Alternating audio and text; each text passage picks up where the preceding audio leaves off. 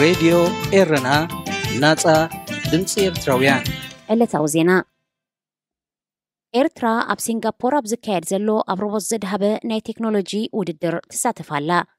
ንኤርትራ ወኪሎም ዝወዳደሩ ዘለዉ ኣብ ከተማ ካልጋሪ ካናዳ ዝቕመጡ 5 ኤርትራውያን ካናዳውያን ኮይኖም ህያብ ሳምሶም፣ ሩፍኣይል አብርሃ፣ ኣዶናይ ሃብተ፣ ዮሳን ወልደ ገብርኤል፣ ያዕቆብ ኢሳቅን ዝበሃሉ ትሕቲ ዕድመ መንእሰያት እዮም።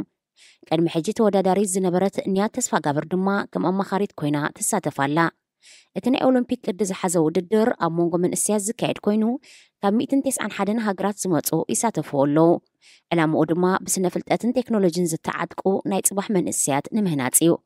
እቲ ብቐዳም 7 ጥቅምቲ ዝጀመረ ውድድር ክሳብ 10 ጥቅምቲ ዝቕፅል ኮይኑ ተወዳደርቲ ሮቦት ብምህናፅ ናይትሮጅን ይእክቡ።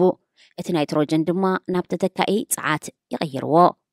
ዓለምና እናሞቆት ኣብ ትኸደሉ ዘላ እዋን ካብ መላእ ዓለም ዝተኣኻኸቡ መንእሰያት ንመጻኢ ከመኢሎም በካል ካርቦን ናብ ተተካኢ ፀዓት ይቕይርዎ ዝያዳ መረዳእታ ክህልዎም እዩ።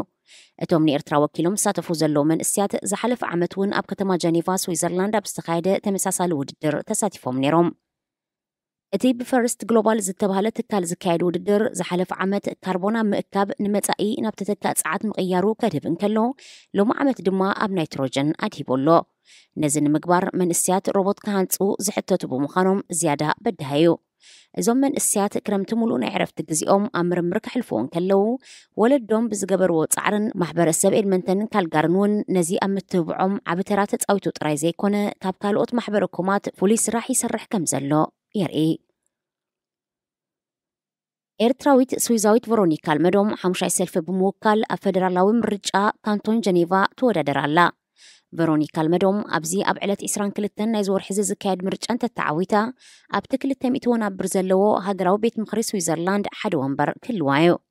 ቨሮኒካ አልመዶም ምስ ሓምላይ ሰልፍን ኦባማ ፋውንዴሽንን ክትሰርሕ ዝፀንሐት ኮይና ኣቐዲማ እውን ምስ ስደተኛታት ብምስራሕ ስደተኛታት ብፍላይ ድማ ኤርትራውያን መንበሪ ወረቐት ክወሃቡን መሰላቶም ክሕለወሎምን ካብ ዝፀዓሩ ሰባት እያ። ቨሮኒካ ኣብ ምርጫ እንተተዓዊታ ፀቂጣ ክትሰርሓሉ እትደሊ 3 መሰረታዊ ኣዕኑድ ማለት ቁጠባ፣ ምዕባይ ዓቕሚ ዕድግን መሃዝነትን ከም ዝኾነ ትሕብር።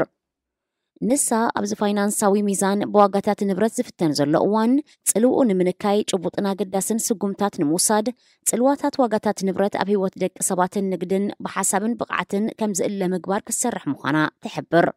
ቨሮኒካ አልመዶም ኣብ ንኡስ ዕድሚኣ ምስ ኤርትራውያን ስድራኣ ናብ ስዊዘርላንድ መፅያ። ኣብ ከተማ ሉዛን ከምኡውን ዩኒቨርሲቲ ጀኔቫ ፖለቲካዊ ስነ ፍልጠትን መራኸቢታትን ኣጽኒዓ ብዲግሪ ተመሪቓ። ቨሮኒካ ደቂ ሰባት ለውጢ ከምፅኡ እንተኮይኖም ኣብ ዝነብሩሉ ከባቢ ኣብ ፖለቲካዊ መስርሕ ክሳተፉ ትመክር።